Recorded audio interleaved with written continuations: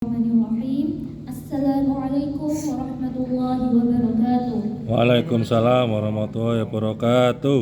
Alhamdulillahirabbil alamin. Wassalatu wassalamu ala sayyidina Muhammadin wa ala alihi wa sahbihi wasallam ajma'in.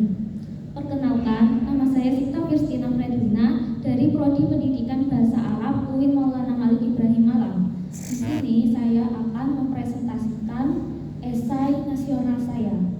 Dan izinkan saya untuk presentasi esai dengan judul Peran Teknologi dalam Mendorong Kemajuan Pendidikan di Era Globalisasi.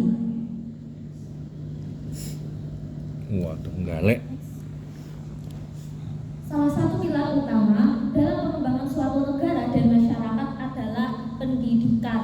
Pendidikan itu menjadi pokok utama dalam kehidupan sehari-hari. Peran pendidikan dalam teknologi dapat mendukung kemajuan pendidikan yang menjadi semakin penting di era globalisasi saat ini. Dalam pendidikan, kita dapat juga mengubah salah satu pola pikir kita dan dapat menciptakan teknologi untuk mengubah cara kita belajar. Dunia pendidikan sekarang juga menghadapi tantangan dan peluang yang belum pernah terjadi sebelumnya karena globalisasi.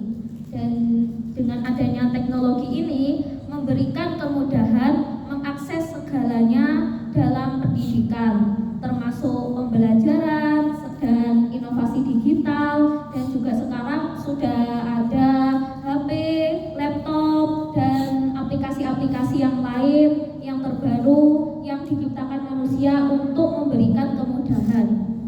Selanjutnya, dan yang pertama yang akan saya bahas adalah apa yang dimaksud pendidikan. Pendidikan adalah proses sistematis yang bertujuan untuk memberikan pengetahuan, keterampilan, nilai-nilai, dan pemahaman kepada individu, dan juga pendidikan itu dapat diteruskan dari generasi ke generasi berikutnya. Jadi setiap generasi itu perlu adanya pendidikan untuk meningkatkan pengetahuan. Intinya pendidikan ini untuk menambah pengetahuan dan juga menambah akhlak kita agar kita menjadi lebih baik untuk di masa depan. Dan tujuan utama dari pendidikan adalah memungkinkan setiap orang mengembangkan kemampuan intelektual.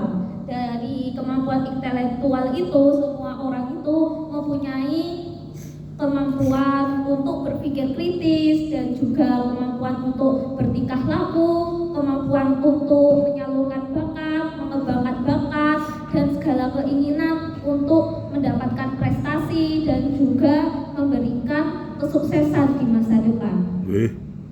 Selanjutnya, pembagian pendidikan. Ada pendidikan formal dan ada pendidikan non formal. Pendidikan formal seperti sekolah, pendidikan menengah, dan universitas. Pendidikan non formal itu seperti belajar mandiri, pembelajaran dari pengalaman, dan pendidikan dalam keluarga. Selanjutnya, bagaimana pendidikan dalam kemajuan teknologi? Dari pendidikan dan kemajuan teknologi itu saling berhubungan erat saat ini, dan kemajuan teknologi itu telah membawa perubahan yang baik bagi kehidupan dengan cara berpikir dan juga bagaimana cara mengajarkan dengan adanya teknologi yang canggih saat ini. Serta pendidikan yang baik itu dapat menciptakan sumber daya alam manusia itu dan juga dapat mengambil manfaat baru, dan juga bagaimana cara kita menyampaikan, cara kita mengubah pola pikir kita dalam pendidikan. Dan hubungan teknologi dan pendidikan. Pendidikan sebagai pendorong kemajuan teknologi dan juga dapat memudahkan akses yang luas dalam sumber belajar. Jadi dalam sumber belajar itu dari dulunya kita memakai buku dan juga belum ada teknologi digital. Sekarang ada teknologi digital seperti handphone, laptop, dan juga aplikasi seperti internet itu. Saat ini kita dapat mengakses segala sesuatu dengan dari internet. Biasanya pada saat melalui pembelajaran, termasuk mahasiswa saat ini bisa mengakses teknologi itu dengan mendownload PDF, dan juga tidak perlu harus mencari-cari buku, dan juga teknologi ini pendidikan untuk menghadapi tantangan teknologi. Tantangan teknologi ini harus diperhatikan dalam pendidikan, dan juga adanya inovasi dalam kemajuan pendidikan, adanya kolaborasi global dalam pendidikan. Dari pendidikan ini ada globalisasi, jadi kita bisa berinteraksi dengan orang-orang luar jika kita memiliki suatu kemampuan, seperti kita melakukan pertukaran pelajar di luar negeri, kita kan juga mampu mempelajari seluruh budaya di luar negeri. Adanya penelitian kritis dalam pendidikan. Dalam pendidikan ini kita juga mampu untuk berpikir kritis. Peran pendidikan dalam kemajuan teknologi di era globalisasi.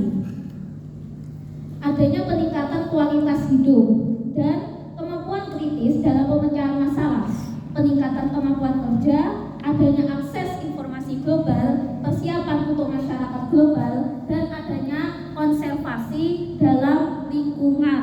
Ini adalah peran pendidikan dalam kemajuan teknologi yang perlu diterapkan untuk seluruh masyarakat. Selanjutnya, dampak positif dan negatif adanya kemajuan teknologi.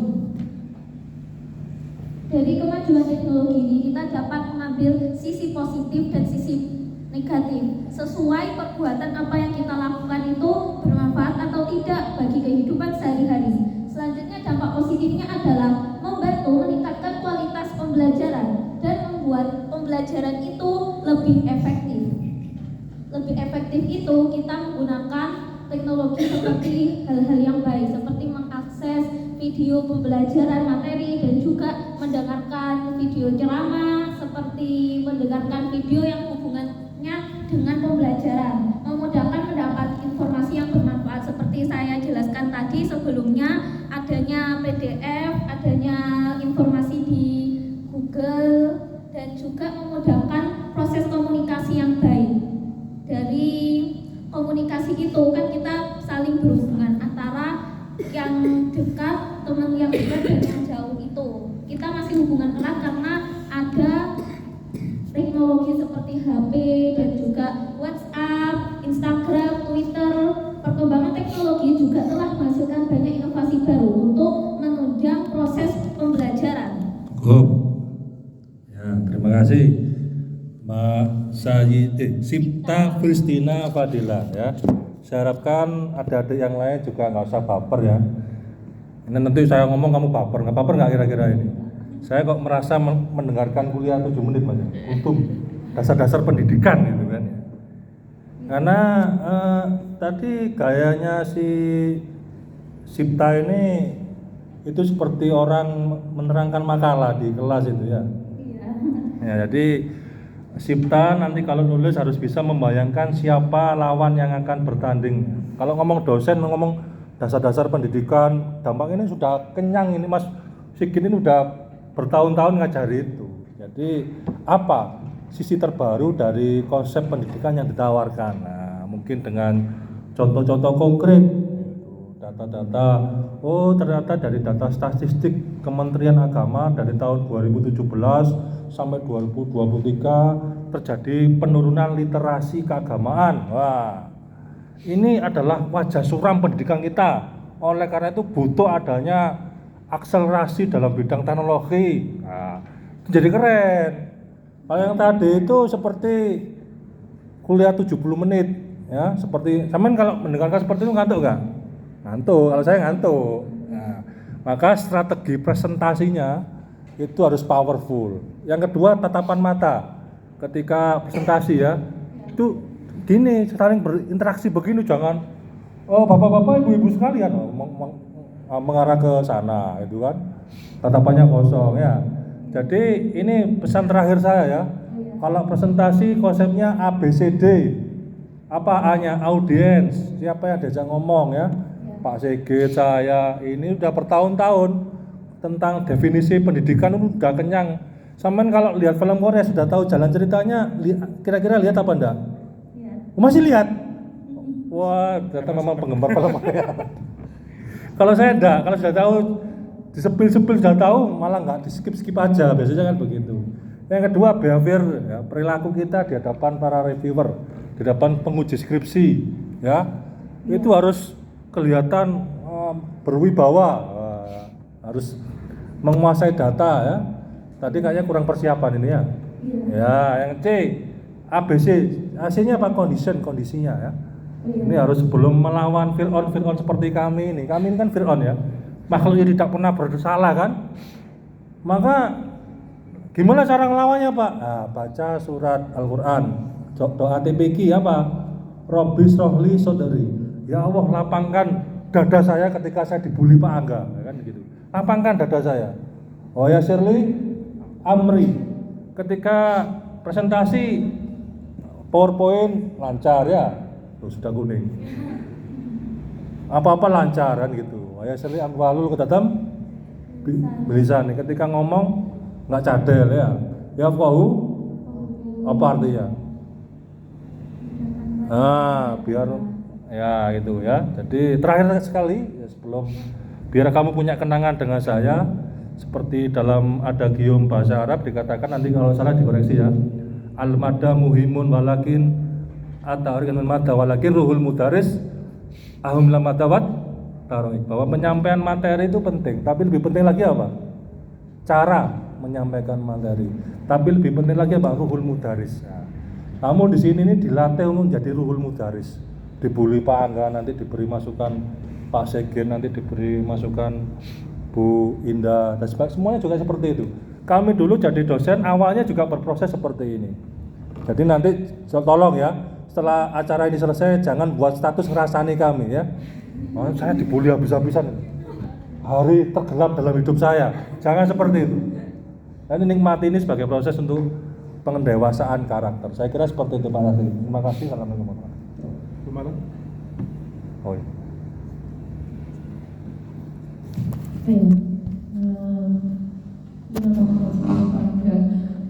Sebenarnya mirip sih, saya seolah-olah melihat mahasiswa saya presentasi di kelas ketika saya kasih saya di mata kuliahnya misalnya kuliahnya maksudnya baik-baik tadi dasar-dasar dulu gitu ya, mendengarkan presentasi aja, jadi nothing new.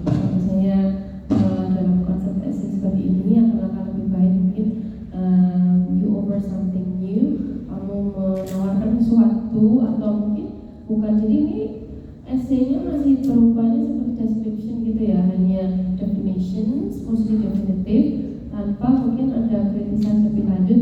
Intinya apa yang dari metodologi pendidikan ini gitu ya, jadi sesuatu yang diangkat dan mungkin akan ada sesuatu yang mungkin dikritisi seperti itu. Jadi mungkin next kalau saya mau ikut lomba yang similar itu tadi catatan ya. Terima kasih. Ini pemungkas dari Pak Sigit, calon profesor kita. Amin. Baik, terima kasih Bu Nora, Pak Angga, Mbak Sita, panggilannya Sita. Iya.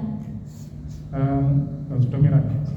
Saya akan cepat saja. Suara konten. Saya kembali ke, kita mungkin bisa kembali ke definisi esai ya. Tadi kalau performansnya Mbak Sita sudah banyak dikomentari, kurang powerful dan seterusnya. Saya ke esainya saja. Ini seperti kata Pak Angga itu dan Bu Nora tadi masih seperti deskripsi gitu ya. Esai itu kan opini kita, respon kita terhadap isu-isu yang aktual, Mbak Sita ya. Jadi yang ini isu aktual di pendidikan itu apa sekarang? Nah itu yang mestinya Mbak Sita angkat, sehingga kami itu tertarik gitu loh. Wah ini menarik ini. Misalnya ada isu kontroversial, nggak apa-apa Mbak Sita masuk untuk mengomentari. Terlepas benar atau tidak itu urusan belakang. Esai itu kan yang penting ada rujukan untuk argumen kita, ya kita merespon isu-isu yang benar-benar aktual, gitu. Yang memang sedang hype, ya. Kata kalian kan hype, gitu ya. Sedang hangat diperbincangkan di dunia pendidikan. Misalnya apa isu kontroversial terkait apa gitu ya, guru penggerak atau apa yang sekarang masih banyak itu. Nah sehingga esainya itu hidup, gitu ya. Tidak seperti Mbak Sita, walaupun tugas makalah itu kan mestinya harus hidup. Ya. Nah kadang teman-teman tugas makalah itu nggak ada rule-nya gitu, yang disampaikan karena hanya clipping dari makalah sana sini dijahit jadi satu, sudah jadi makalah. Padahal harusnya ada argumen dari penulisnya. Nah, termasuk esai ini. Saya rasa ini masukan untuk mungkin teman-teman yang lain juga.